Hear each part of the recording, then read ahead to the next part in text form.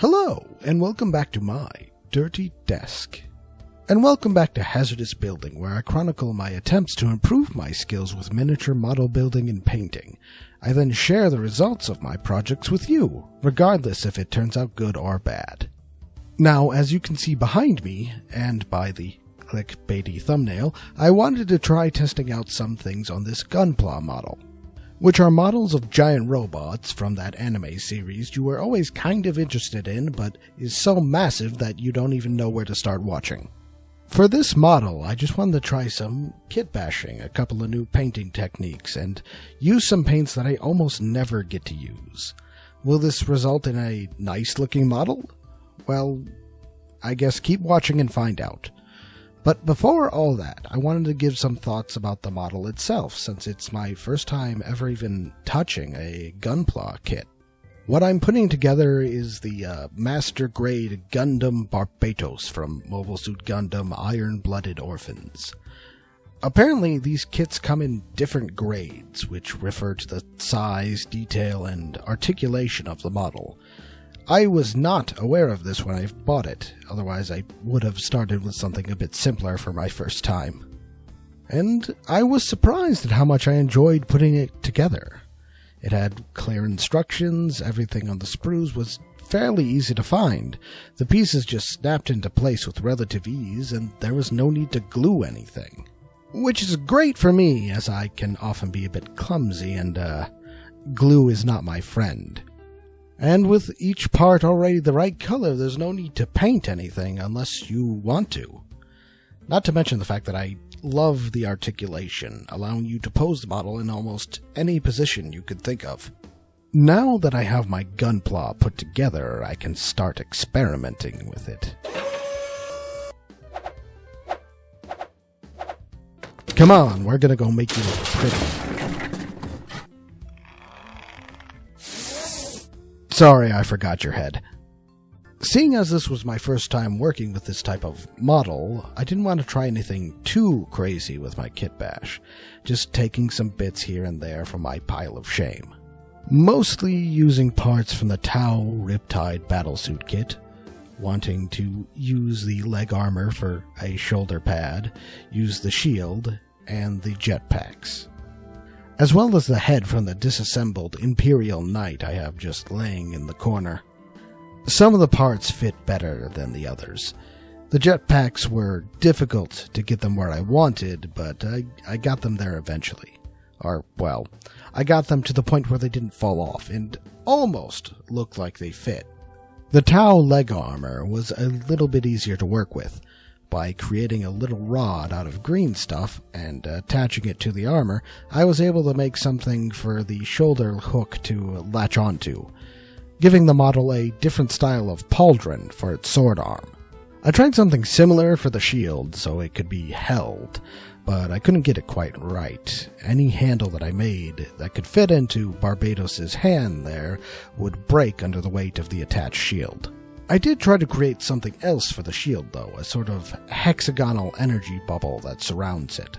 I made this by first taking some plastic that is neither too thick nor too thin. You want it to where you can easily cut into it, but not like through it, if that makes sense. I used this container that was used for deli meat, which I then cut into several pieces. Then you grab a hexagonal grid and your favorite cutting tool, place the plastic over the grid, and cut along the lines. If you have a sturdier hand than me, you'll have a decent energy bubble to place on whatever mini you wish. To give it a bit of color, and so people can actually see it, I used a very thin coat of paint, like more water than paint, and coated the plastic with it, letting the paint seep into the cut lines, so the hexagonal outline could be seen. Then cleaned up the excess paint. As a disclaimer, I don't think this is the ideal way to do this, and I'm sure there are better methods out there. I'm just telling you what I tried. Unfortunately, after the time and effort I took to put it together, once I tried to apply it to my shield, it looked bad. Like, it simply did not look good, and rather than using my limited time trying to make it work, I decided to just let it go and took the plastic off. The shield will look fine without it, and I'll write it off as another learning experience. Finally, after some strategic cutting of the head in some places, I glued the Imperial Knight's faceplate to, well, the head. As for the colors, I decided to have the armor plates be mostly greedy gold, with some parts being tainted gold, and the skeletal structure painted with true copper, with gemstone, elven armor, glitter green, and royal purple in certain places to give it a more, I guess, opulent look. Why? Because I have a lot of metallic paints and I almost never get to use them.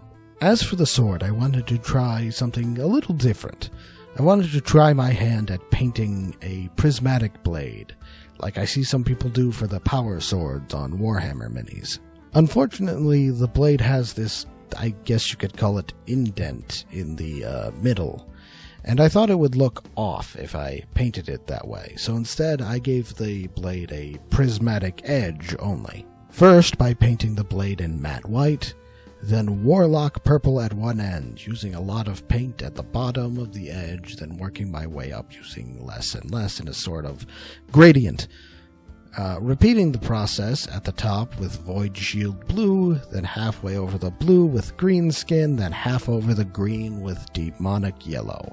Sorry if that wasn't the best explanation. I'm basically trying to paint a gradient and blend the colors. The rest of the sword was painted with evil chrome, weapon bronze, and tainted gold. Unless I give you, we'll call it the radiantly opulent, gaudy Gundam. Goddamn. Now, I did run into some problems putting this together. I broke the left shoulder, and it's barely hanging on, as my hand will now demonstrate. You can't really move it without the arm falling off, so I had to superglue it. So now the arm's kind of just stuck like that forever. With the right pauldron, I got it to stay on, but it doesn't stay on that well. Oh, hold on. Let me get that for you. But it'll be fine as long as you don't move the arm around too much. Oh, and the midsection there. I wasn't thinking ahead and got the piston things too covered in paint, which then dried, and, well, you're kind of just stuck there being lopsided now. But other than that, I think it looks pretty neat. So, what do you think? Wait, oh... Well, I got his answer. But what about yours? Let me know in the comments below what you think. Or just about your own experiences with Gunpla. As well as the usual YouTube thing of giving a thumbs up if you liked the video or a thumbs down if you didn't. But if you did like the video, then subscribe to see more hazardous building. And as a quick aside, I wanted to say sorry that this video took me so long to finish. While I was putting this model and video together, I was also working on another Hazardous Tales video that's taking me far longer than I thought it would. But I hope to release it in the relatively near future. But regardless of that, I just wanted to say thank you for watching, and I hope to see you for the next video.